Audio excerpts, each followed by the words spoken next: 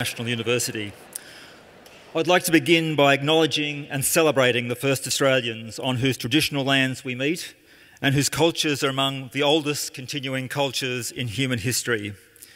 It is a pleasure to welcome you this evening to the Australian National University and to introduce our esteemed guests, Professor Richard Dawkins, in conversation with Professor Lawrence Krauss.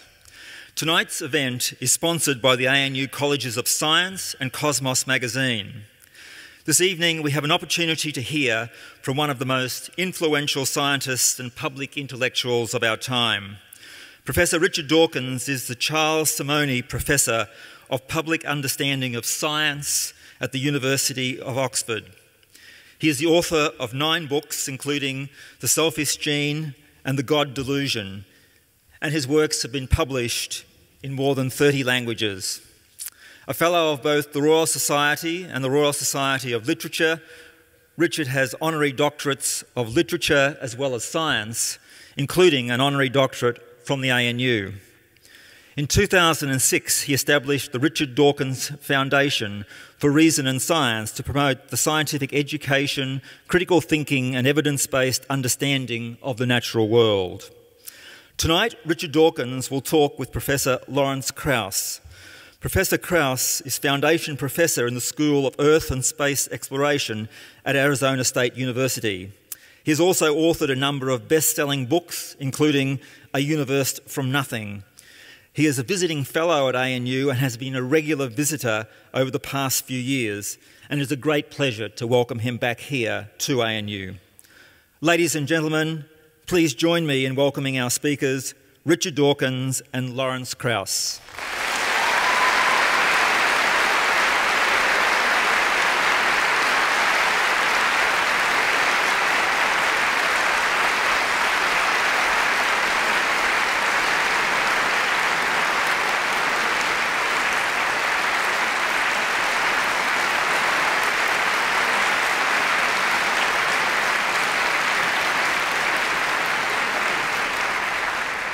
Thank you very much. It's a great pleasure for both of us to be here. We're actually beginning an Australian tour here in Canberra. We'll be here and in Sydney, and we'll be closing off actually at the Sydney Opera House on Monday. And in the middle, we'll both be attending the Global Atheist Convention in Melbourne, the largest convention of atheists in the world. I should begin with some housekeeping details. First of all, the way this is going to work is that Richard and I are going to have a conversation, and we'll talk about that in a minute. And then after we're finished, the floor will be open for questions, and there are microphones at either end of the auditorium and also up in the second level, so you don't have to jump down. And we'll go on as long as the questions are interesting.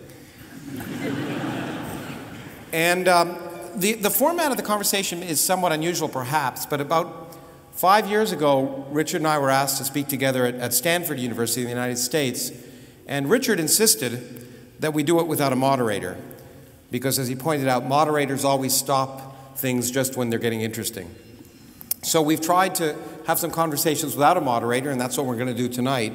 And we're never quite certain where they're going to go, and we will see. We have some ideas of topics we'd like to discuss, but we'll see where they go. I actually want to begin, Richard, speaking of moderators. Some of you may have watched TV last night. And did you see Q&A, a few of you? Yes. Well, it was an interesting, well, I don't know if interesting is the way to describe it, but it was a program that I want to spend a little time talking about, and maybe you might want to comment on some of your concerns about that program. Well, I suppose my first concern arose when I was announced and the audience went. And then Cardinal Pell was announced and it went, rah, rah, rah. And I couldn't help feeling that this was not exactly a representative audience of Australia. I don't know how the studio audience is chosen for Q&A, but I had my suspicions at the time, which I think have rather been confirmed, that there was some fairly smart footwork, which I suppose they're rather good at, and maybe we're not so good at, and maybe we should learn how to stack the audience. Learn how it's done. You've got to be a bit politically savvy. But I think that more importantly, going back to your point, Lawrence, about moderators, I really did think last night the moderator got in the way, because we could have had a searching conversation, which I would have enjoyed, but just as it got going, and just as the Archbishop had dealt himself enough rope to hang himself, the moderator jumped in with moving on to the next question and, as it were, rescued him in the nick of time. And so I thought that that was a fairly good illustration of why we don't want moderators. And the same thing happened, oddly enough, in England a few weeks ago, when I had a similar onstage conversation, not televised in this case, with the Archbishop of Canterbury, who, dare I say by contrast, is a very, very nice man. And once again, there was a moderator who kept on getting in the way. In that case, it wasn't to get the next question from the audience. In that case, it was to utter some philosophical profundity, which didn't actually help matters along. But I've noticed again and again that chairmen get in the way, and it's better, if you can do it, to have just a plain conversation. He certainly did save, on a number of occasions, save the Cardinal, who it was my first experience listening to the man. He seemed entirely devoid of intellect. It's true. I was shocked. I was shocked. And what I thought we might do is, because of he demonstrated a number of misconceptions about science as well as religion, as far as I could see, and hadn't thought much about either. And I thought we might want to start talking about fill in some of the gaps that happened last night. For example, I was amazed with his understanding of evolution. Well, yes. The chairman asked him, did he accept that humans were descended from apes? I think yeah, he said, that's what he put it. And he said, yes, from Neanderthals. We're not descended from Neanderthals, we're cousins of Neanderthals. I told him that. So he said, more or less, well, how can we be cousins if they're extinct? You know, I actually, at that point, and I think he then asked you, have you ever met a Neanderthal? And I must admit, I would have just said, I'm talking to one right now.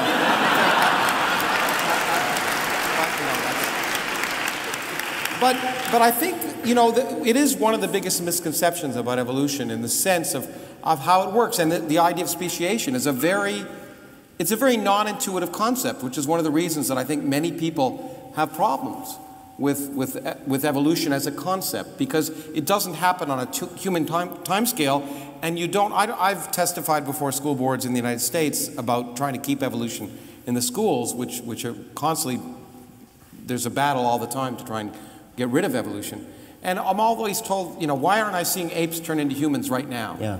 And it's a constant harangue. So maybe you want to talk a little bit about that. Well, that is one of the commonest things. I'll believe in evolution when I see a monkey turning into a human. It's as though they think it happens overnight. And it is true that it's very, very hard to grasp the sheer immensity of the timescale that's involved. We as humans are used to a timescale of years, decades, centuries we can just about cope with, even millennia, but then millennia start to feel a bit kind of mysterious and, lost in the mists of time. 1,000,000 years is something we can't really grasp. 100 million years is something completely beyond our comprehension, and there have been various attempts to dramatize it, things like, representing the whole of the span of life by a 24-hour clock, and humans appear, I don't know what it is, 5 minutes before midnight or whatever it is. Another one is when you hold out your hand, your arm, and you say the middle of your neck is the origin of life, and then it's all bacteria out to about there, and then dinosaurs come in about there, and fossil humans, sort of recognizably Homo sapiens, come in about the tip of your fingernail. And the whole of human history, the whole of recorded history, the Egyptians, the Babylonians, the Assyrians, the Hebrews, the Romans, the Greeks, all falls in the dust of one stroke of the nail file. That's not my own, that's somebody else's, but I think it's rather a good one. And you can't really get to grips with evolution unless you realize what an enormous amount of time that there is. And it's quite clear, I think, that the cardinal didn't really understand. But that, we are actually descended not just from apes, but we're descended from fish, we're descended from bacteria. But also even the question, I thought, by the way it was put by the moderator, we're descended from apes, gives the impression that we are descended from creatures that now exist contemporaneously with us, which of course is not the case. That's one of the commonest misconceptions. And you hear it in the form of, well, if we're descended from chimpanzees, how come there are still chimpanzees? We're not descended from chimpanzees. Even if we were, there's no reason why they shouldn't go on living with us. It doesn't mean they have to go extinct. Although we seem to do a very good job of making things extinct that are going with us. Well, that's true. I mean, you could say if North Americans are descended from Europeans, how come there are still Europeans? Excellent. Or Australians, for that matter. Well, as ignorant, I personally took affront to something the Cardinal said. I bet you did. Yeah. Because as ignorant as he was of biology, he was, what upset me was he was disingenuously ignorant about, and I thought ungracious to you, in fact, in that context. Well, that's, I think, there was the question that came from the audience where somebody said, I'm holding nothing in my fist, and you can't make something out of nothing. Which of course was a reference to Lawrence's book, Something from Nothing. The whole point about modern physics is that you can't do it by common sense. And that's why you need physicists. If you could do it by common sense, that's really if you could do it by common sense, you wouldn't need Lawrence.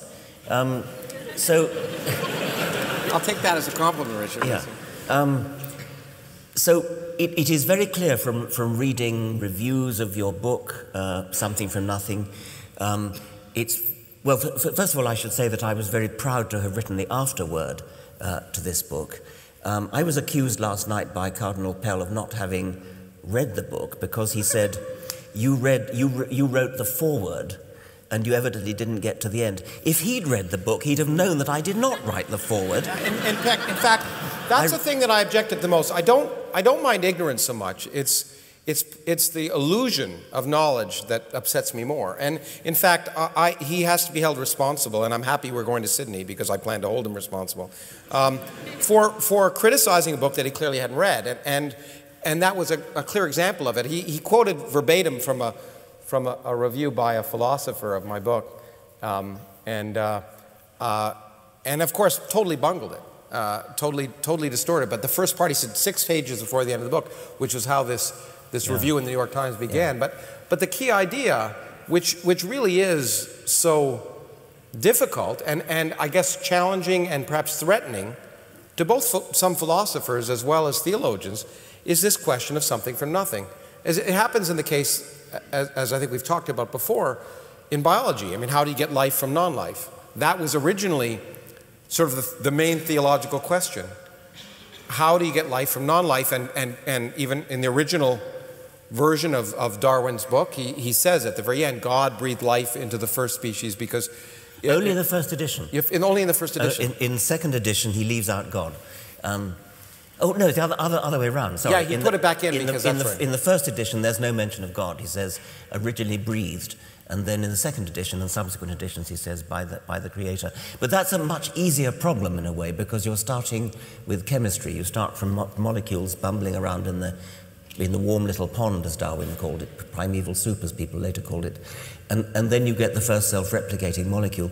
But something from nothing, from literally nothing, and that's what really gets people. That's the one that's really counter to common sense. And they clearly misunderstand what you mean by nothing. So well, exactly. And the problem is I'm often accused of not talking about the nothing that classical philosophers 2,000 years ago or theologians talked about. And the answer is I'm not really interested in their nothing. I'm interested in the real nothing.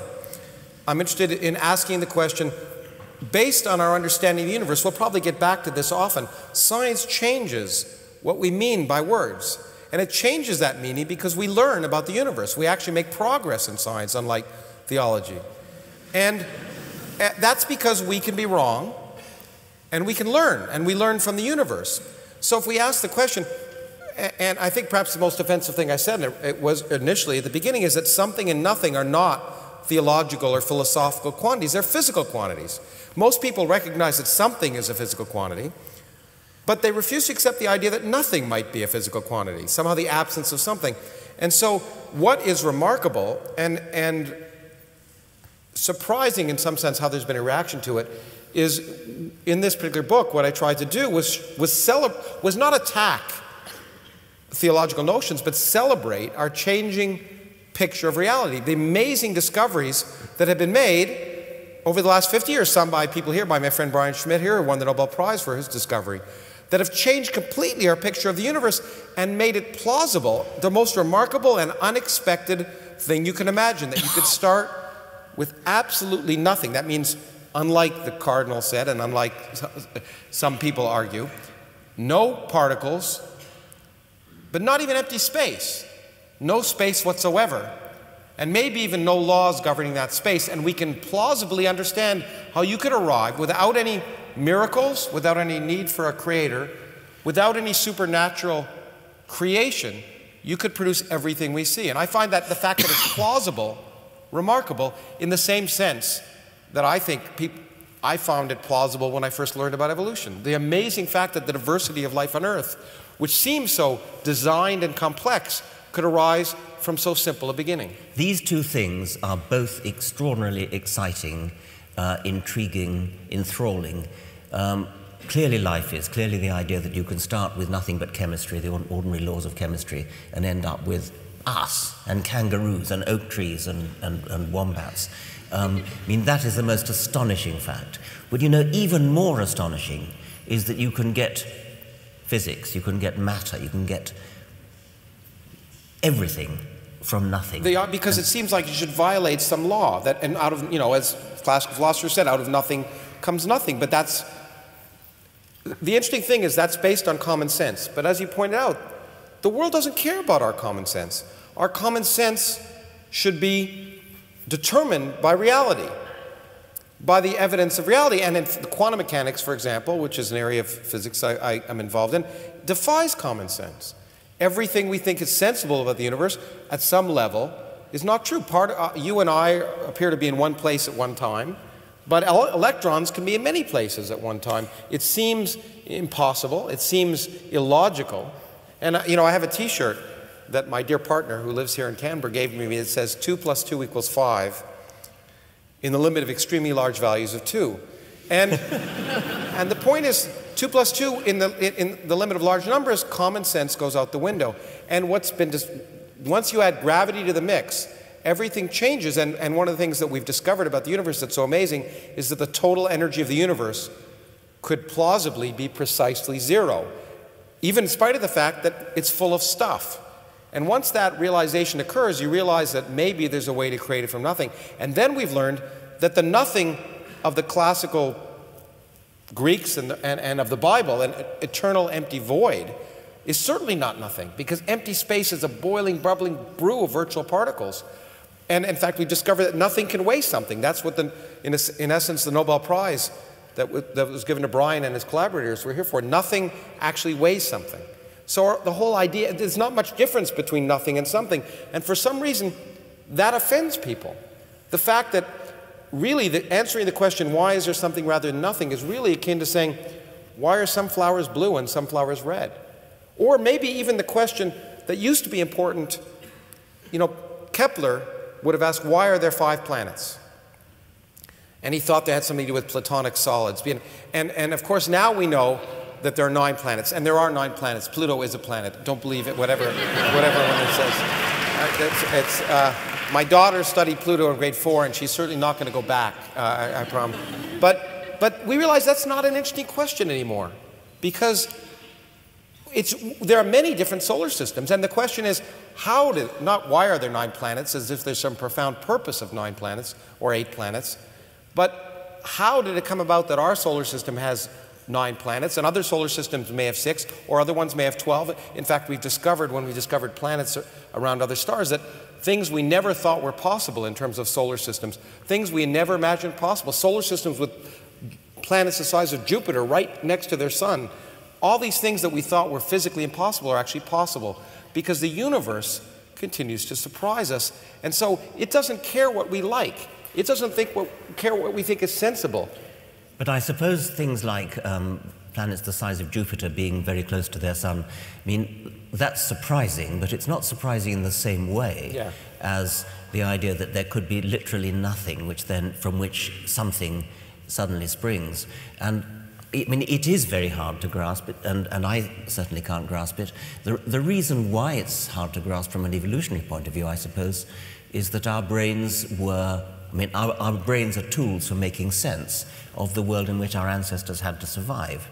And they had to survive in a world in which things didn't move very fast, nowhere near the speeds where relativity starts becoming relevant, and also were large.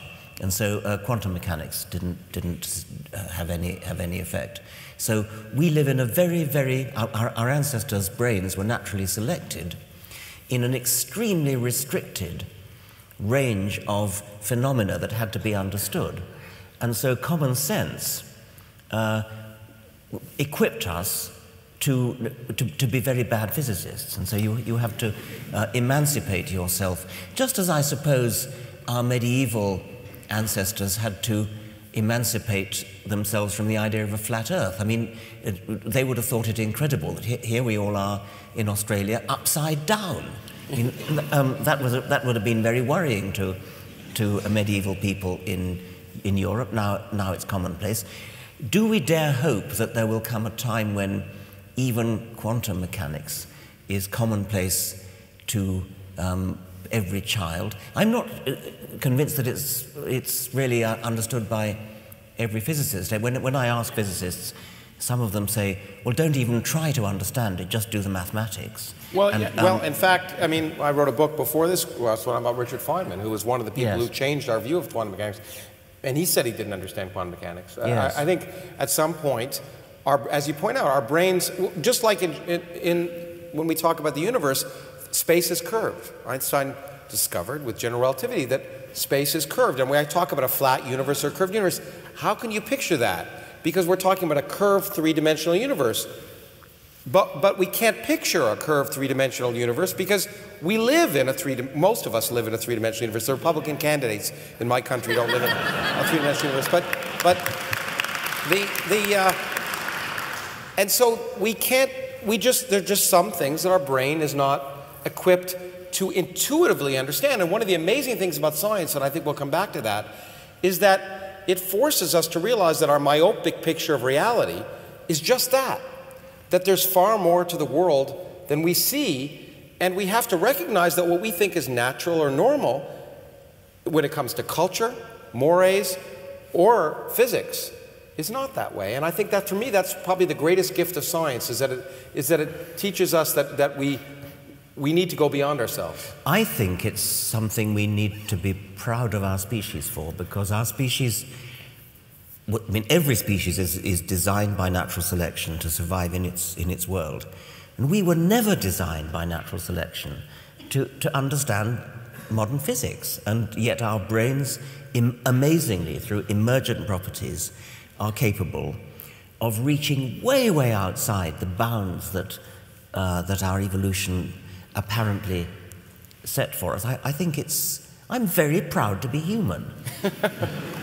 Well, it doesn't mean I understand it, but I'm proud that other members of my species do. It is really amazing, and in some sense, to me, that fact that we have a consciousness, people often say that if you give up God, you give up human dignity, but to me, it's the exact opposite. And Steven Weinberg, a physicist, said that religion is an assault on human dignity.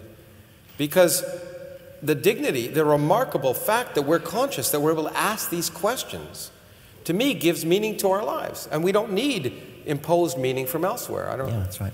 Well, while I was debating Cardinal Pell, you, Lawrence, were debating an Islamic scholar, they call them, don't they? Where I come from, a scholar is somebody who's read more than one book. But anyway, how did it go? Yeah, I was right while you were doing the Cardinal. I was debating here at ANU actually last night. It was a very pleasant debate, actually, to some extent. Well, I got a little upset at a few points, but a debate with on whether God was prohibitive, a belief in God was prohibitive or liberating. And it was the Muslim Debate Initiative here that held it, and they were very respectful, I should say, of me. But the interesting thing was that I thought the questions that came up were remarkably similar, and it was and at the same time, the unfortunate thing is that we were often talking at cross purposes in the same way that you were talking to the Cardinal, because there are these notions that somehow what amazed me was a statement was made that religion is based on rationality, just like science is. That somehow, and I read it in a piece in the Australian today. Some economist said that the problem with atheists, they don't realize that religion is based on rationality, and that it should form a key part of public policy. But in what sense is it rational? In what sense is it rational to accept that someone says, God told me this? A woman in the United States drowns her children in a bathtub and says, Jesus told me to drown them.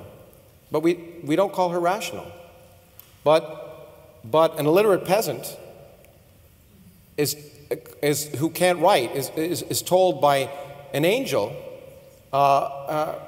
the truth about the universe, who then comes down later and tells, in upstate New York, 18 centuries later, tells a known con man who claims to have discovered golden tablets, she gets him to translate them from the 19th century into 17th century English, and we say, oh sure, I believe that. Using a magic stone in a hat. Yeah, exactly.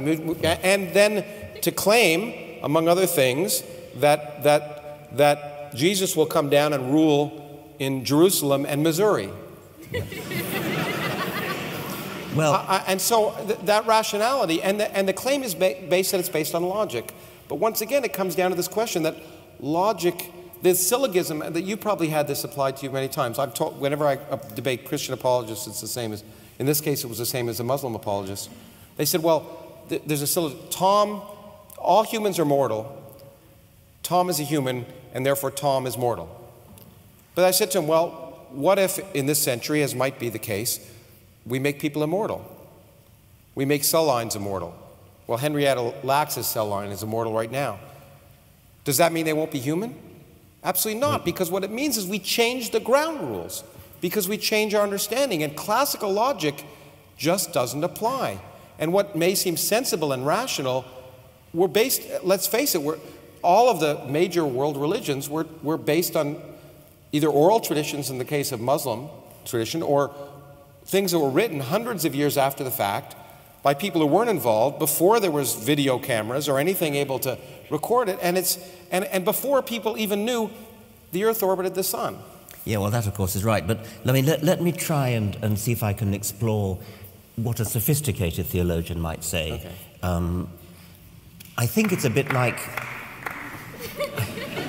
I think there's a sophisticated theologian. Yeah.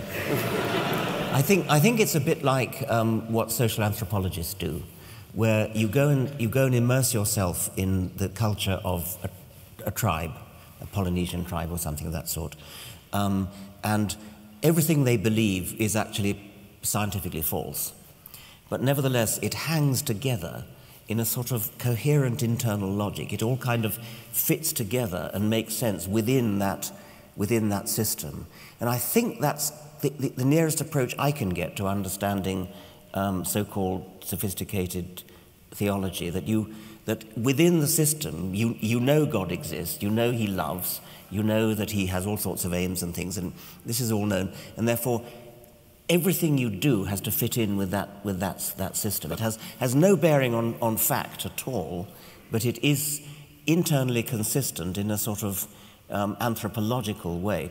Why anybody wants to bother to do it, I don't know. Well, I think you may have alluded to it earlier, and I wanted to ask you about this because another thing that came up during your discussion last night. You indicated that our brains were selected. The way we think has been selected by survival, so our ability to survive. It was certainly important, I think, and maybe led to both science and religion at the same time, for early hominids to be able to at least suggest that there was some story, that everything wasn't capricious, that there was some pattern to things. And in fact, in many ways, they were scientists. So you can see early modern humans learned how to fish in very careful ways in the tip of South Africa. But at the same time, I think that in order to survive, they had to create stories that would lead to some explanation of the phenomenon they were seeing in order to somehow predict some regularity to the universe. And those stories must have become religion at some point, and as the person questioned you last night about providing solace, that whether religion provides happiness and makes people live longer. But the question is, does it work? And one of the things that didn't come up last night I wanted to ask you about, we were talking about, is you admitted that there may be some studies that suggest that if you find solace in God, that you might be calmer, happier, or whatever. But what wasn't talked about was the fact of prayer. And I wonder if you want to talk about that a little bit. Well, what came up last night was the suggestion that that comfort has some kind of psychosomatic effect. There may be actually even a Darwinian benefit in religion because it actually makes you more healthy. There is a certain amount of rather equivocal evidence to that effect. The important point to make, of course, is that it has no bearing on whether it's true. I mean, the placebo effect is well known to doctors. Doctors aren't allowed to prescribe placebos anymore. Only homeopaths are. That's all they prescribe. Which is all they prescribe. Before about 1900, homeopaths did better than real doctors because real doctors mostly caused harm rather than good, and homeopaths did absolutely nothing. But you were asking about studies of prayer. There have been studies experimental studies, quite well-controlled double-blind studies of whether third-party prayer, praying for, in this case, victims of heart disease, would get better if they're prayed for. It's quite difficult to design a double-blind trial to do this because the patients are not allowed to know they're being prayed for. And the people who are doing the praying mustn't be allowed to know who they're praying for. And so they're not allowed to say that you're praying for John Smith. You have to sort of disguise it a bit by saying you're praying for John S. And maybe a little bit of ambiguity about which John S. you're praying for and things like that. But anyway, what they did was to divide the prayers up into, there were some patients who were being prayed for and others who were not. You will not be surprised to learn that prayer had absolutely no effect whatever on recovery rate, except for one rather curious fact, which is they did another trial in which the patients were allowed to know that they were being prayed for, and then they got worse. I think the argument was they got worse because if they knew they were being prayed for, they felt they should be getting better. Yeah, they had and the anxiety hurt them. Yes. And it was funded interestingly enough, by the Templeton Foundation, which of course was trying to prove exactly the opposite. Yes, that's right, yeah. Now, let me, as long as we're talking about prayer, I wanted to ask you about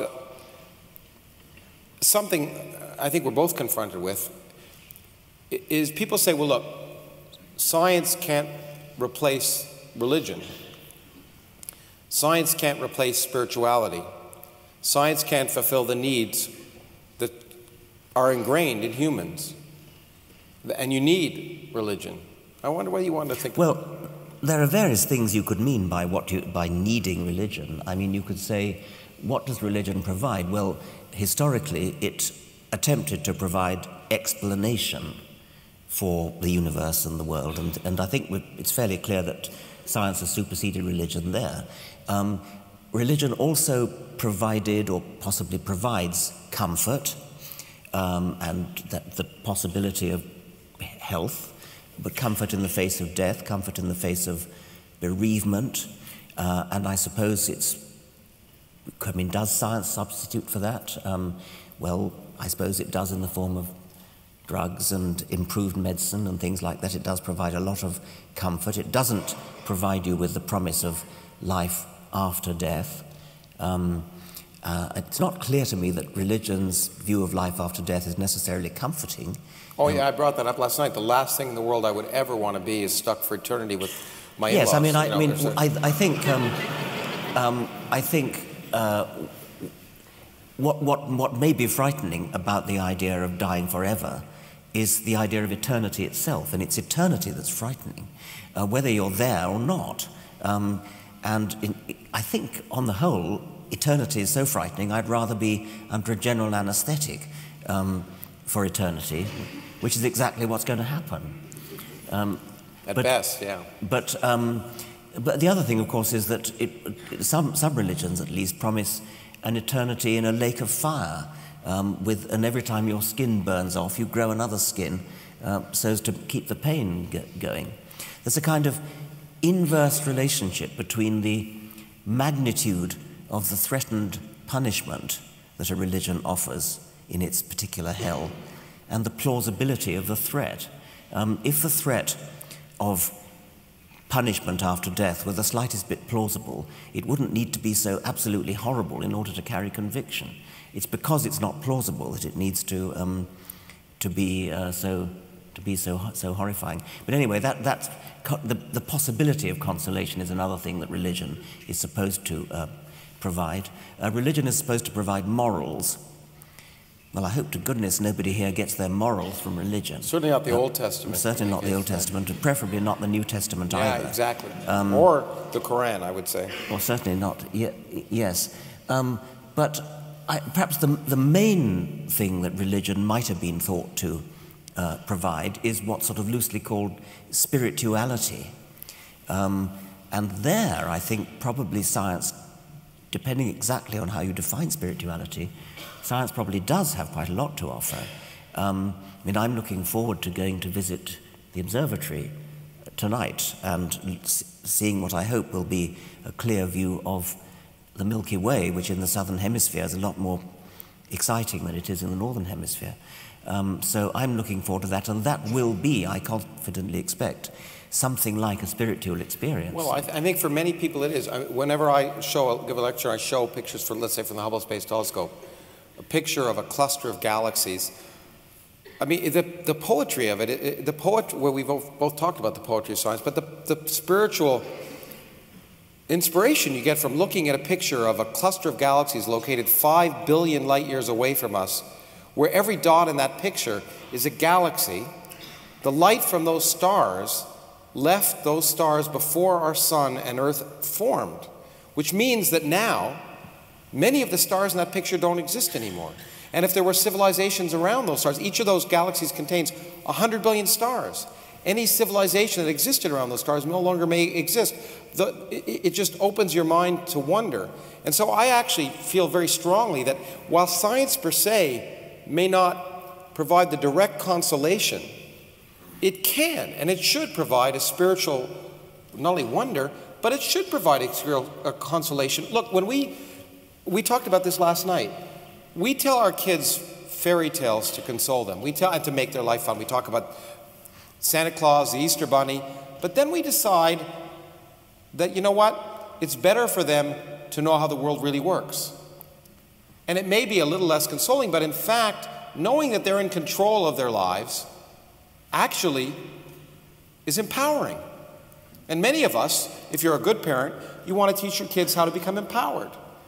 And yet, but religion, and in religion, they're often talked about the flock, the children.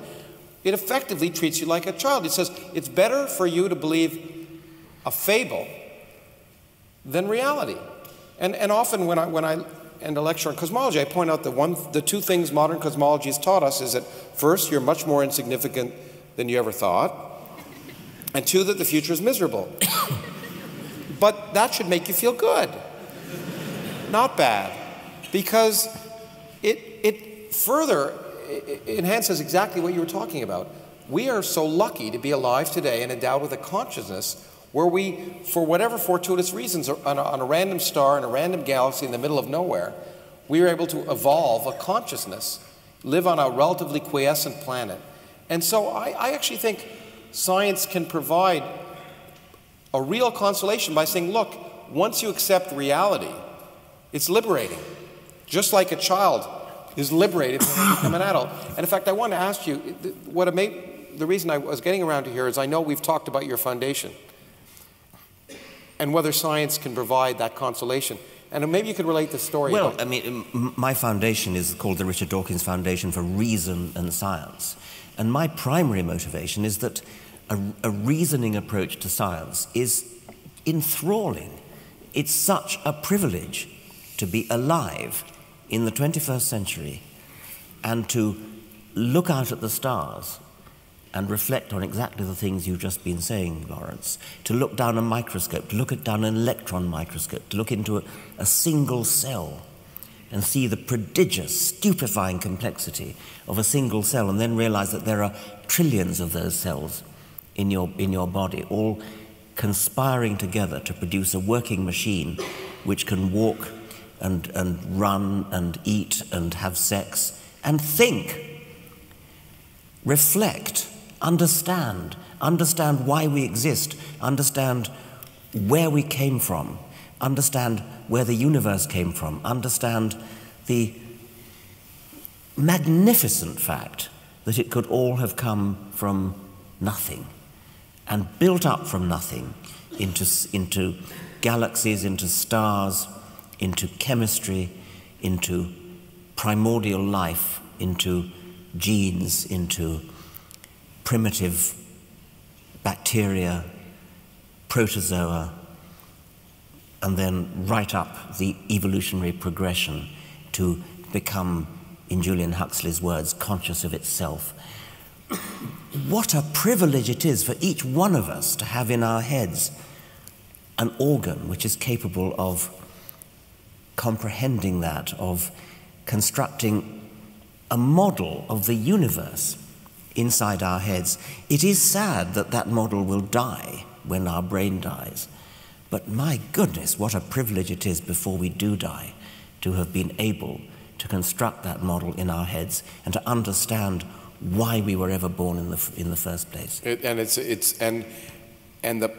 Perhaps the most exciting part I'm sure for both you and I hope for those of you who are students in the audience, is that we don't know all the answers. And that's the other other fundamental difference between science and, I would say, religion, if we want, is that religion assumes the answers and asks the questions. And the great thing about science is not knowing. That's what makes it exciting, is that there are mysteries remaining to be discovered. We don't understand the mystery of consciousness. We can talk about it, but we have no idea how it arises. That amazing that you have electrical impulses in your brain, which clearly, by the way, are very different than computers. Vastly different than computers, because you can argue from a physics perspective that if you built a digital computer that had the storage capability of the human brain and the processing power, it would require 10 terawatts. 10 terawatts, that's 10 times 10 to the 12th watts. The human brain uses about 10 watts. So somehow we are 10 million times more efficient than digital computers. We don't understand that. That's amazing. But I wanted to actually hit the point that you didn't get to, but which I found remarkable. When you tried to make your foundation for reason and science a tax-deductible foundation, a charitable foundation, you had a problem. Well, I wanted to get it tax-deductible, and so I applied both in Britain and in America. The primary problem was in Britain, where in order to, you have to prove it benefits humanity. If you're a church, you don't have to prove anything. That goes through goes through on the nod. But I had this foundation for reason and science, and I got a letter from the British Charity Commission which said, kindly explain how scientific education benefits humanity. I thought we had to tell that story in public. I thought we had to hear that. Before we're getting close to the end, there are a few things I thought we might cover. One was, in fact, a big issue in the United States, and to some extent in England, and I'm not, it's amazing to visit a country where the prime minister is an atheist. It's remarkable. In the United States, you may not be aware. That won't happen. And in fact, I think it has happened. Yeah, well, it probably has happened, exactly. But it would be easier to be a Muslim, and of course, many people in the United States think we have a Muslim president at this point. But there was a recent study by psychologists in the United States that was terrifying. That said, it was a study of college students and adults, and the most distrusted group was atheists. The only group that they were on par with was rapists. And it's remarkable because it's, both you and I, you perhaps more than me, are claimed to be strident, maybe. But what I find is that if you just ask the question, is it possible that there's no God, you suddenly become terrifying. And you were obviously terrifying, I felt last night, to the cardinal who felt attacked and was on the defensive. And it seems to me if you ask questions and people are defensive, there must be a reason. We hear stories, don't we, of children going to Sunday school and being thrown out for having the temerity to ask questions. I mean, not to criticize, but just to ask, how dare you ask a question? And I think that does argue a certain defensiveness. It seems to me that, we encourage. The funny thing is we encourage our children, those of us who try to be good parents or teachers, to ask questions. That's how you learn.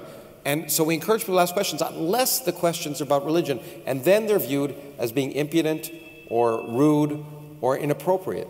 And it seems to me that one of the things that's so valuable about what you've done, and we've moderated our views over the years as we've had discussions, is if you simply treat religion like any other aspect of human activity, which means it should be subject to questioning and ridicule, like politicians and politics and physics and sex and everything else, then religion, if you just ask that religion be put on that same framework, it raises a consciousness that people just somehow don't think it should be. It should be here and never subject to any of those things.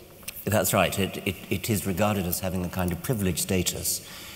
Whereas you're allowed to criticize somebody else's politics or their football team or their taste in clothes or something, criticizing their religion is regarded as somehow beyond the pale. And I think that really has got to stop. There's really no reason at all why religion should be immune to, not strident in the sense of shouting obscenities, but just simply critical, clarifying questions. I got into trouble last week, I think it was, in the United States. They had a thing called the Reason Rally in Washington, D.C. Which we were both at. And which we were both at. And I spoke poorly, I think. I encouraged people to ridicule the doctrine, the Roman Catholic doctrine of the transubstantiation, the idea that the wafer turns into the body of Jesus. Not symbolically, as an Anglican would say, but literally. And I encourage the audience at the Reason Rally, if ever they meet a Roman Catholic who claims to believe that, to ridicule it. I mean, it is clearly a ridiculous belief. But I was mistakenly thought to be saying what you want to do is ridicule the person. Yeah. I quoted the British journalist Johann Hari, who said, "I respect you too much to respect your ridiculous beliefs." And I think I now would want to change that a bit and say, I respect you too much to believe that you could possibly hold those ridiculous beliefs.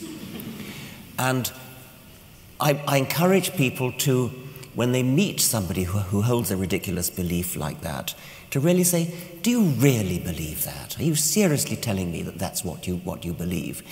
And encourage them either to deny it, in which case to deny the religion to which they claim to belong, or to defend it and say, no, it's not ridiculous for the following reason and talk about Thomas Aquinas and accidents and things like that. And if they can convince somebody that it's not ridiculous, then well and good.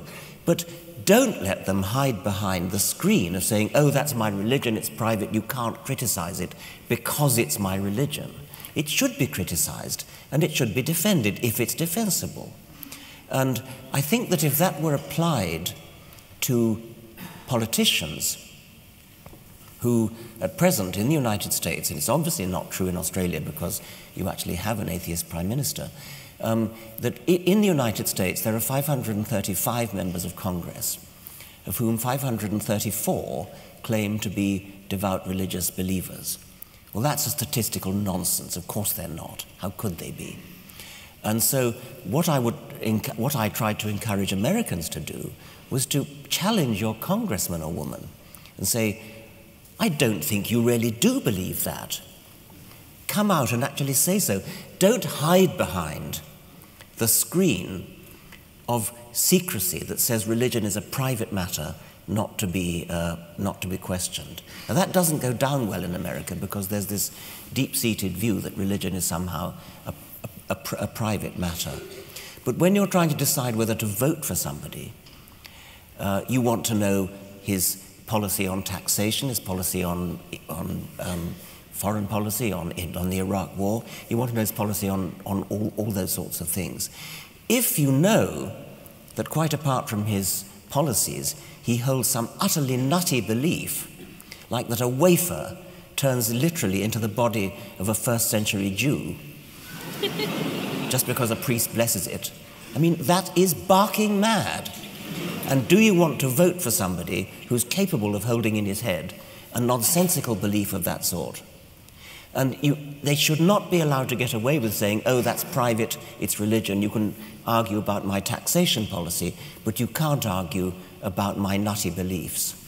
Well, and I think, but I want to sort of slightly differ with you there. Although I defended you. The next day I was on TV and they asked me about this ridicule question. And I pointed that, well, in principle, nothing's sacred. No idea is sacred. And ridicule, at least if you turn into satire, you know I like to tell jokes as a part of teaching. And I think it's a key part of life from Jonathan Swift on. I mean, the idea, satire is a way of illuminating the ridiculous inconsistencies of life in a more non-threatening way than confronting people. And if you can make fun of something, it's a way of really pointing things out. So in my country, where most people get their news from something called The Daily Show or The Colbert Report, because the satire there is much more informative often than the nightly news. And so I think ridicule is in that sense, not to be vindictive or mean, but to hold the ideas up. And in fact, we're both good friends, and we'll both be talking about we'll both be attending this Global Atheist Convention, and you and I are both giving little talks about our late friend Christopher Hitchens, who was a remarkable man. And he used to point out that was the key thing is the hardest thing to talk about are the most obvious bits of nonsense. A child can ask it, it's the emperor's new clothes. Why is the emperor not wearing clothes? And to do that and to subject religion and anything else in life to humor and satire, I think is a very important way of exposing its problems. The last thing I want to hit before we turn to questions, I guess, is, for me, we talked about it, one of the most liberating things about science, in some sense, is forcing your mind to open up. So I want to ask you, and I'll be happy to answer the same question if you want, is what, in your scientific career, was the hardest thing for you to accept? What changed was the hardest thing to intuitively, you really had to set aside some deep-seated prejudice in your own mind? Well, if we're talking about a big thing, it would be how you can get something from nothing, and we've talked about that. If you want to talk about a specific thing, a more detailed thing in my own field, it would be the demonstration from molecular biology, comparative molecular genetics, that whales' closest cousins are hippopotamuses. Hippopotamuses are closer cousins to whales than hippopotamuses are to pigs or cows or sheep. So in my traditional view as a zoologist, hippopotamuses were firmly within the even-toed ungulates, the cloven-hoofed animals, and we were taught as undergraduates that they were bracketed with pigs. So you had hippos and pigs, and then you had the rest of the even-toed ungulates, cows and sheep and things like that. What molecular biology is telling us is that whales spring out in the evolutionary tree from right within the cloven-hoofed animals. Whales are closer to hippos than hippos are to pigs. Now that's a strictly phylogenetic, a strictly cladistic, as we say, way of talking. But it is an amazing, I mean, it's not that surprising when you start reflecting on it, because whales, by going into the sea, emancipated themselves from all the pressures of a land animal.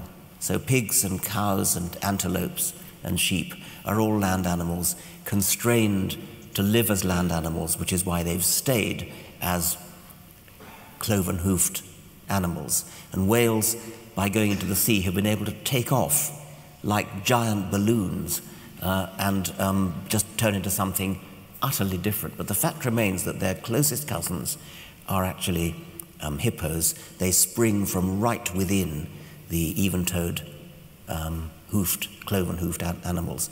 And that's something that molecular genetics has turned upside down my world, the world of a zoologist educated just at the start of the molecular biology revolution. For me, it was, I mean, obviously as a physicist, you get used to a strange world, relativity, quantum mechanics, all these things. I mean, as a student, you learn that these basic ideas of space and time that you grew up with are not the case at all, and paradoxes are possible. But for me, right now it's deeper, and I wrote about it in the new book. It's this possibility that the laws of physics are an accident, because it goes against everything that made me want to become a scientist. I became a scientist because I wanted to understand why the universe had to be the way it is. And if it's really true that it's just an accident, it's really disappointing in a sense, because it really means that, Einstein asked the question, he phrased it poorly. He said, did God have any choice in the creation of the universe? That's one of the last questions in the book. And what he meant was there only one set of laws of nature where if you change any fundamental constant by a little bit, will everything fall apart? And of course, most of us who grew up to be physicists felt, yeah, that's probably the case, and we want to understand the unifying field theory, the fundamental theory that makes the world be the way it is. But everything that we're now learning in physics is suggesting the opposite is more likely. That in fact, it may just be that the universe is the way it is because there may be many universes, and if it were any different, we wouldn't be here to ask the question. So another answer to the question, why is there something rather than nothing, is if there were nothing, you wouldn't be around to answer the question or ask it. But that possibility is so disgusting if you grew up as a scientist that, to me, it's surprising, but it also reflects to me what I think is the greatest aspect of science, is that if it turns out to be the case, then even though I believed in my heart of hearts that it couldn't be that way, I'll throw that belief out like yesterday's newspaper.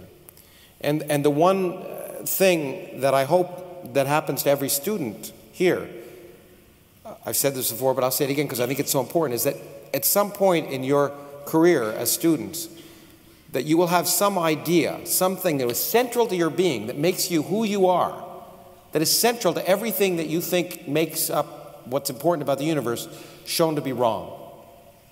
Because that's the liberating impact of science that will truly open your mind up to the remarkable universe we live in. Well, thank you for listening to us now.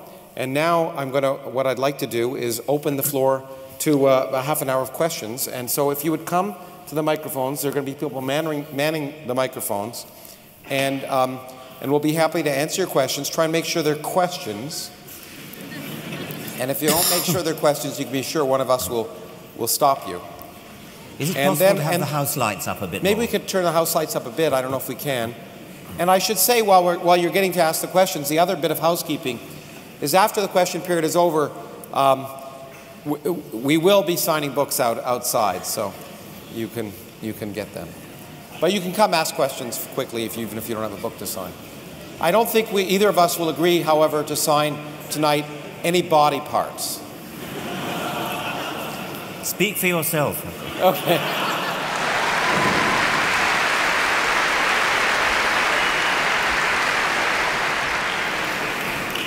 Are we ready? Okay. Good evening. I just recently reread the book Ishmael by Daniel Quinn, and in that book he makes a very strong connection between Judeo-Christian religions and the idea that the world was put here for man, and not that man is of the world. And in it he said, unless we change this fundamental attitude that comes out of religion, or is strongly connected with religion, we will never really be able to tackle the environmental issues and to face the changes that we're going to need to make to improve the environment. And first of all, do you agree with that point of view? And do you think that we can truly make progress in changing the way in which humanity uses the resources of the world if we don't first tackle the fundamental problem of that religious belief? You want to start? Or? No, you start. Okay. It is a huge problem. In fact, it was explicitly demonstrated again in my country. There's a nut running for president called Rick Santorum. And he specifically, when it comes to climate change, which, by the way, in the United States is the vast majority of the public believe climate change is a hoax. All polls suggest that now because a tremendous amount of money has been spent on that. But using Fox News. Yeah, exactly. Yeah. But he's said that it's a hoax propagated by scientists who care more about the Earth than they do about humans. That humans have been given dominion over the Earth, and the Earth will take care of itself. So that is a problem. But at the same time, to be fair, there are movements, indeed evangelical movements in the United States. There's a whole wing of different religious groups that are now saying we have to accept the fact that the Earth is a dynamic entity that changes, and we're impacting in a negative way. So somehow that message is getting through, but I think you're absolutely right. If you don't recognize that the universe doesn't care about us, that it's not going to always make it right, then you're not prepared to address the challenges of the 21st century, which is one of the reasons, getting back to what I said earlier, why I think it's a problem to base your public policy on myths. It may be more comforting, but you'll be comforted all the way to the point where vast parts of the population of the world will lose their land. And so the comfort will lead you right over a cliff. Yes, I think the most obvious problem is that religious one. But even if we were to agree on what the best policy was to save the world, it's a bigger problem to achieve the political unanimity to actually put into practice what the scientists will tell us we need to do. So there's a very, very big political problem. Let me ask you a question to hear whether you're as pessimistic as I am about this. But I see no evidence at all that all of the challenges of the 21st century are now global challenges. They're no longer local, from energy to the environment to population. All of these things that have to be addressed, and I see no likelihood that the political systems of the world will allow those to be addressed. Instead, we'll have to deal with the consequences rather than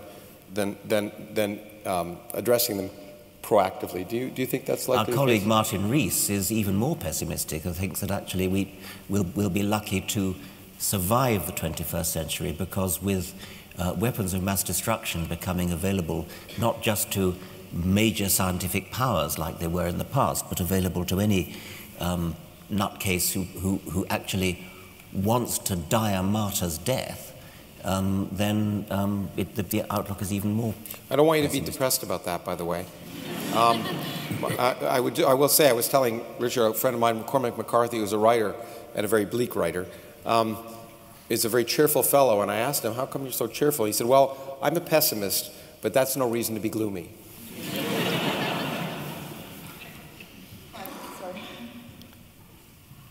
I'd like to question your religion, because it seems to me that you make science a religion in itself. In what way? Well, it seems like there's kind of a Richard Dawkins cult, Richard Dawkinism, like science really, nothing is certain in science. It works in statistics, you can't prove anything to 100%. So how can you say that science is better than religion, then what you're trying to do is still calm people that bring order to the world? You can't prove anything to 100%. But 100% is a hell of a lot better than 0%, which is what you can prove by religious reasoning.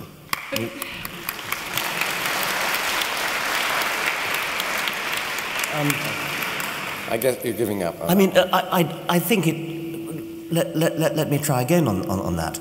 The idea that science is a religion, when in fact science is interested in evidence, and is prepared to change its mind if contrary evidence comes in. That's very, very different from a religion. As Lawrence said earlier, in science we constantly open to the possibility of having to change our minds, and science proceeds by progressive refinement and changing minds. And there are things that I suppose will never be disproved, things like that the planets orbit the sun. That's never going to change.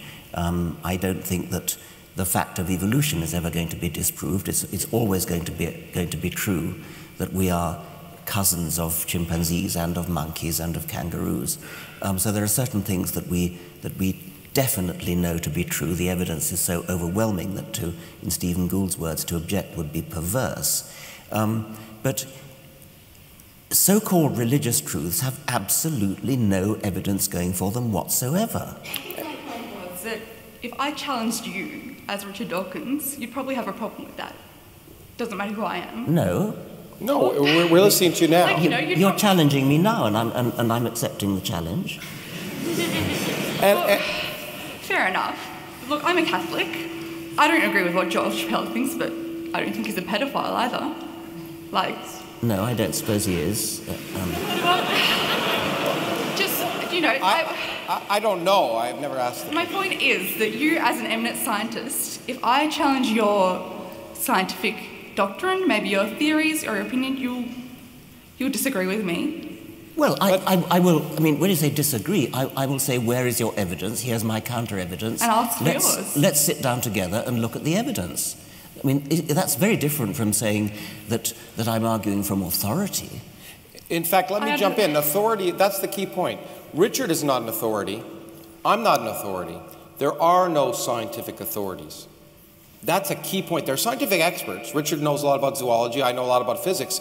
But there's no one whose views are not subject to question.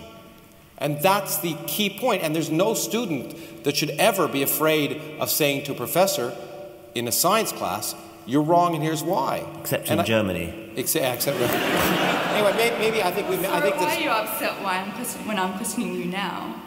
Like, you know, isn't that the same thing? You know, isn't it like you're one of my professors? Well, no. What? I think we're trying to have a discussion, but maybe I think the point is that maybe we should move on. I mean, well, you say you're a Roman Catholic, and I also study physics. Yes, but I mean, do you think the wafer turns into the body of Jesus? No. Good. I'm delighted. Then you're not really a Roman Catholic.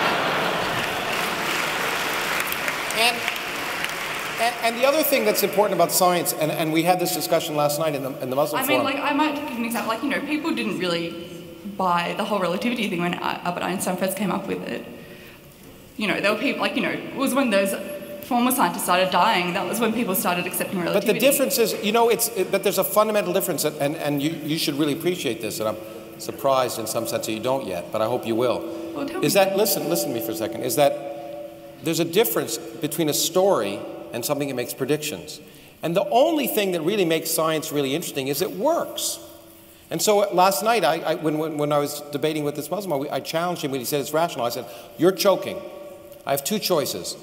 I do the Heimlich maneuver or I pray for you. Which do you want me to do?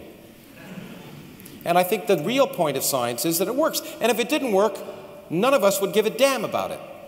Really. Yeah, the point is it works until someone comes up with a better theory. Right? What was that? No, it works. A car works, an airplane works, the lights in this room work. Well, you know, classical my computer electromagnetism works. worked until someone came up with a better theory. Yeah. So? That's what happens. That's what makes... Anyway, I don't... Okay. Yeah, I think we should move on. No, everyone here has been scared away. You may have partially answered my question, but I was interested in... My question is about truth, and it was raised last night but not pursued. It's whether you believe that you can arrive at truth other than through direct observation, logic, rationality, and reason. In other words, are there other pathways to truth? And a related question is, do either of you have any sympathy for the view that in some instances truth is culture-bound? What's true for a Navajo Indian may not be true for a Harvard scientist. Thanks. Why don't you start?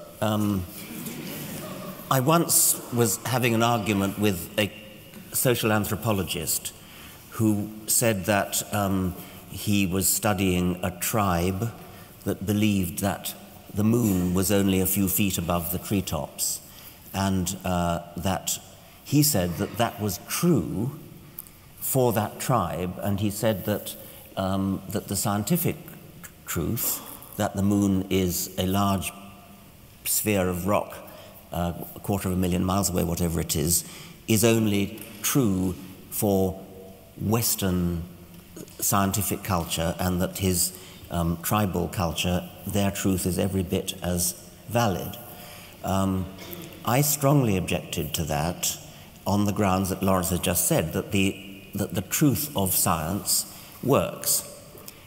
If you build things using what scientists think is true, then they work, and you can actually go to the moon if you correctly compute the necessary orbits, the necessary escape velocity, and so on. It works, whereas other culturally bound so-called truths don't work. And I think that's all there is to be said, really. And I also rather sarcastically said to the anthropologist, when you go to an international convention of social anthropologists, you get on board a Boeing 747, not a magic carpet. Exactly. And I think I've often said you're a hypocrite if you think the Earth is 6,000 years old and you drive a car. Because the same laws of chemistry and physics that like the car work tell us the Earth is not 6,000 years old. But I want to sort of add to the point you said a little bit, because in fact you got hit on last night for reflecting an important aspect of science. When you said you can't absolutely prove that there's no God, because it's true, you can't. But science another major misconception about science is that science is involved with the truth. Science cannot prove something to be absolutely true. There are no absolute truths in science. That's also how it differs from religion. Science can prove things to be absolutely false. That's how science progresses, because an idea that disagrees with the evidence of experiment is false. And it's false today, and it'll be false tomorrow. I can hold a ball up, I can predict that it will fall up, I check it falls down. That idea I throw out the window. I could say the Earth is flat. I go out, it isn't flat. We don't need constructive criticism classes forever to debate whether the Earth is flat or round. But what we do in science is we get rid of all the falsehoods, and what remains has an element of truth. But even if something satisfies the test of every experiment today, and in fact that's what this young lady was referring to, it doesn't mean that we won't discover we have to modify it, be it Newtonian gravity to general relativity, or classical mechanics to quantum mechanics, or whatever we're going to learn at the edge of physics or of biology. But so we progress, but we never say we know the absolute truth, because that is that's a claim that's an anathema to science. It's just not the way science works. In the gay science, Nietzsche identifies two forms of nihilism, or what he calls nihilism. One of those is the belief in some transcendental meaning, and the other is the crude denial of that meaning. Atheism being defined as sort of the opposite to theology, do you think in that respect, in some sense, it implicitly carries with it some parts that are theology, and in that way still is within a theological sort of framework? Oy vey. That's a technical term.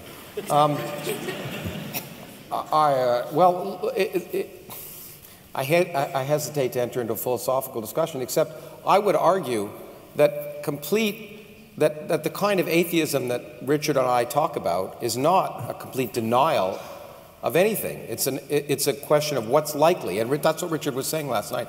You know, I can't prove that there isn't a teapot orbiting Mars, but it's not likely. And everything we know about the universe, at least for Richard and I, leads us to the conclusion there's no evidence of purpose or of divine intervention. But that doesn't mean we argue definitively that we can prove that that can't be the case. So we're not denying, we're just asserting the evidence of reality. And in fact, I don't describe myself as an atheist. I've learned from my friend, again, Christopher Hitchens, I describe myself as an anti-theist. Namely, I cannot prove that there's no God. I just certainly wouldn't want to live in a universe with one. I don't know if you want to add anything. No. Okay. A common claim made by religious people is that you cannot disprove the existence of God. Do you think science will ever advance to a point where it can disprove the existence of God? And if so, would religious people become atheists, or would they find something else to believe in? Actually, some religious people have been asked that. I mean, specifically with respect to Christianity. There have been Christians who have been asked, what if archaeological evidence showed conclusively that Jesus never existed? And many of them said, no, I would go on believing in him, which is hard to credit. But I think people want, I mean, the X-Files got it right. People want to believe. And I think that people want to believe in belief. And you pointed it out. I mean, the young lady described herself as a Catholic, but what most people who describe themselves as religious don't accept the doctrines literally of their religion. They pick and choose the ones they like, that they find acceptable, and throw out the others, and they say, and what they really want to believe is in believing. And it's really hard to give up believing. There's no doubt about that. But I would say, to answer your question, science, the assertion of existence of God is always not falsifiable, and science can only deal with questions that are not falsifiable. I cannot prove that we weren't all created here 35 seconds ago with the memory of a remarkable evening. I can't prove that. It's not a falsifiable question. Was it? Bertrand Russell used that example, and he said, complete with holes in our socks. Yeah, exactly. And so at some level, you can't, if it's not falsifiable, science can't address it. On the other hand, what you can do is amass evidence and understanding. And what we now, for a small example of that is biology. The notion of intelligent design, the notion that we're intelligently designed, is clearly been shown to be beyond the pale, to be so much counter evidence that it's so highly unlikely as to be thrown out. No sensible person talks about it, except the Cardinal and a few other people. But, well, I guess no, it's true. No sensible person talks about it. But I think that's as far as you can go. Hello. This is going to be a bit of a change of subject, but I'm more interested to see what Richard himself, and maybe even Lawrence, who had a similar experience, thinks of people on the internet, and even to a lesser extent in real life, misquoting or taking what you say at face value, almost raising what you say or who you are to a godlike status. I'm sure there are people here who have browsed websites such as Reddit, seen things on Facebook, 4chan, of people who just kind of use you or people such as Carl Sagan, as Neil deGrasse Tyson, people who say important things and who are smart, obviously, but they just take what they say at face value. How do you feel about that being used in like an atheistic argument? You know, people kind of almost reversing the tables. They're almost treating you guys on like a godlike status as kind of, I don't know, how would you feel about that? Or have you even observed that in the first place? I don't think I have observed it, but if I did, I would be very disturbed. I would be very upset if anybody treated me the way Roman Catholics are taught to treat the Pope, which, I mean, I think it's a truly horrible idea. that... You always make me kiss your ring every time I meet you. What do you think?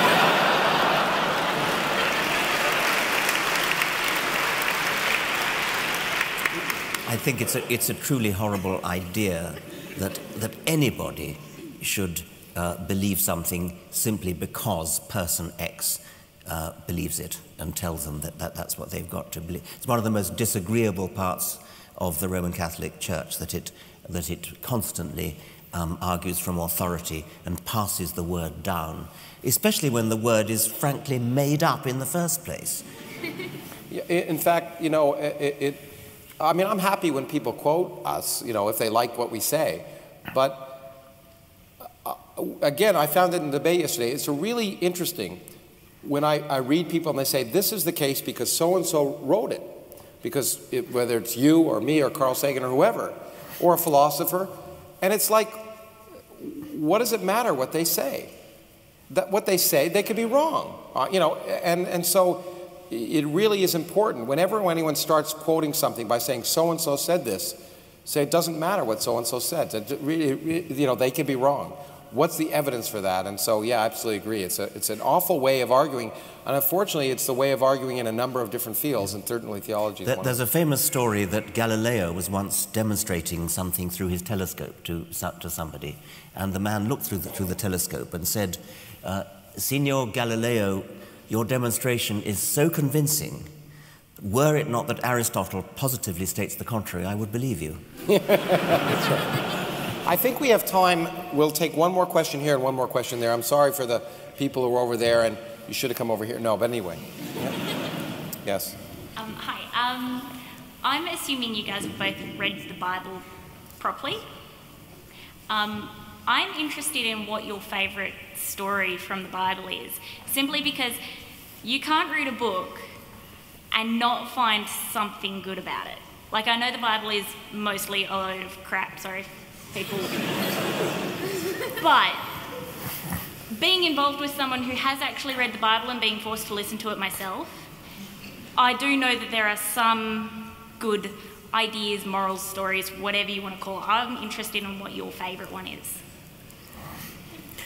I'm not sure that I have a favourite story. I mean, my two favourite books of the Bible are the Song of Songs, which is not by Solomon, by the way. It's a collection of erotic poems, and at least in the authorized version, it's extremely beautiful. I suspect it's been completely murdered in modern versions. And the other one is Ecclesiastes. These two books come together in the Old Testament, and they're both lyrically beautiful in the 17th century English. And I read both of them frequently. I wouldn't call them stories. Neither of them are really stories, but they're hauntingly beautiful. Yeah, in fact, well, it's not surprising that I agree. It's the lyricism of certain aspects of the Bible that are beautiful, and in fact, because if you think about how the Bible was written, it was written by taking songs, poems, the literature of the time, and sometimes adapting the most beautiful stories of the time. And in fact, a friend of ours, Anthony Grayling, who's a philosopher, remarkably, wrote a beautiful book, which I highly recommend, called The Good Book, which is, he tried to do in a secular way what the Bible did. He borrowed the most beautiful poems, songs, stories of right through human history, and put it in a way, in a form of the Bible, without mentioning God. But it's a book about how we've learned to live well, based on the most beautiful things that humans have said. And I think, I suspect that it's that beautiful lyricism of that part of the Bible that I've enjoyed reading the most as well, I think. It's not the story so much. I wouldn't take it in the modern translation. If you think about the most famous lines from Ecclesiastes, vanity of vanities, saith the preacher, all is vanity. At least one modern translation I've seen says, futile, futile, it's all futile. It won't do. But actually that does relate to something that's often said, is that when you talk about the Bible, and one of the things, our comments that happened again last night to me, is that people say, well, you know, if you don't really understand what, the reason you're criticizing is you don't read Aramaic or Arabic, in the case of the Quran, And the answer, which again was given by Christopher Hitchens, is it's hard to believe that God is a monoglot. I mean, that somehow, if you don't read Hebrew, that you miss the point. Anyway. One last question. Upstairs. Oh, good. Yeah, we didn't get... I'm sorry. Upstairs. That's okay. Mike, I just want to say I wholeheartedly agree with everything you believe in, and I'm not... I believe in nothing. Let me make that clear. I don't believe in anything. Yeah. Well, yeah, okay, I'm an agnostic, maybe an anti-theist. Belief is not a word I use. But I agree with you on everything, except perhaps your approach. And allow me to politely disagree here. I study political science, and in political science, if you look at history, the church, the scientific institutions, and the state have always been in constant conflict and turmoil. It's a struggle of power relations between these three sort of societal constructs. And it was the case in Darwin's time, and Darwin was very hesitant to even broach his subject of the origin of species because of opposition from the church and even some of his fellow scientists. We don't live in that same world today. But in politics, power comes not just from conflict. Power comes from collaboration.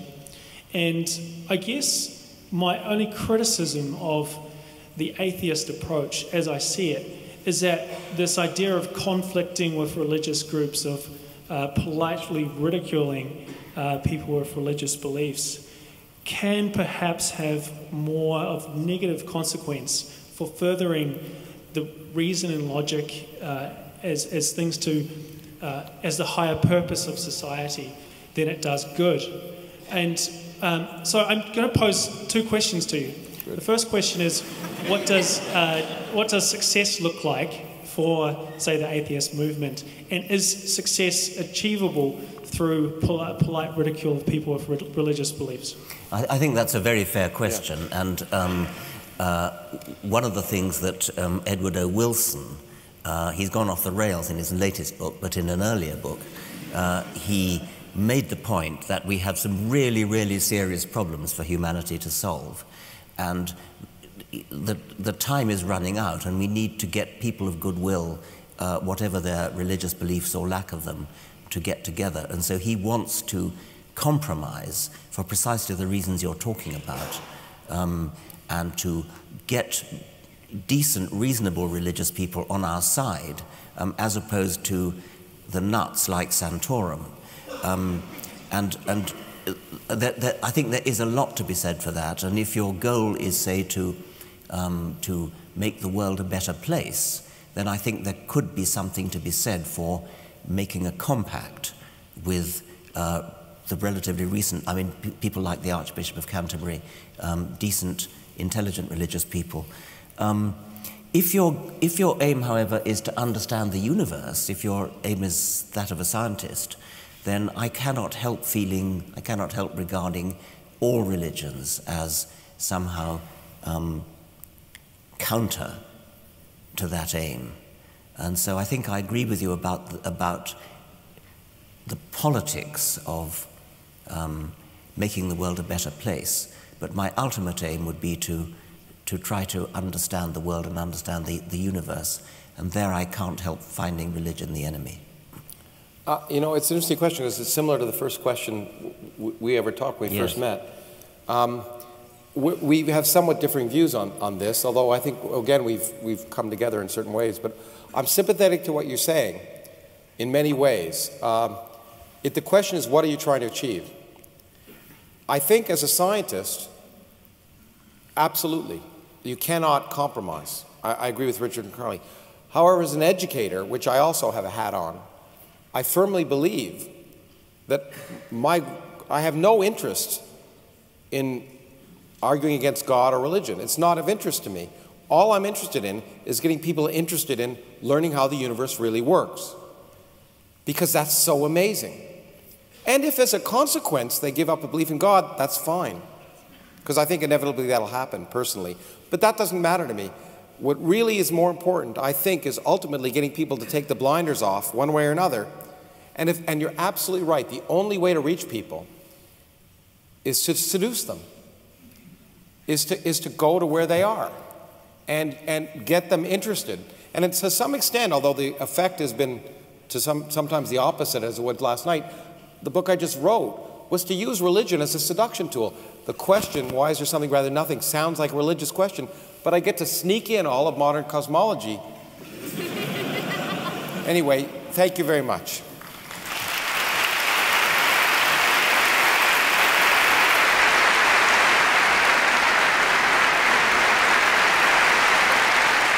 Richard, Lawrence, one of the things you can't do without a moderator easily is to thank yourselves. That's my role here. I'm going to be the moderator. It gives me a chance to have the last word too.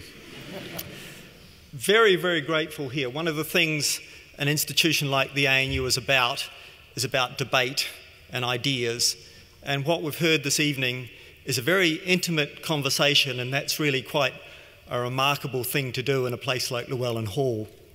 But it's a conversation and questions and a debate about things that matter to us from two respected scientists in biology and in physics. And it's been interesting and enthralling. So once again, can you join with me to thank Lawrence and Richard?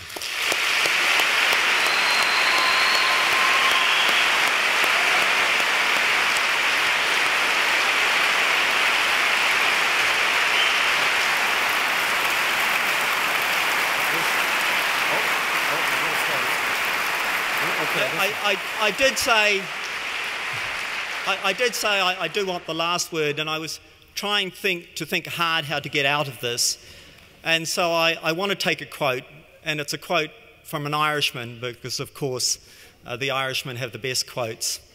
But it's a quote from the comedian Dave Allen. And for those of you old enough like me, Dave Allen was a comedian that spent much of his life actually challenging religion for various reasons, particularly Catholicism and Anglicanism. And the way he always used to finish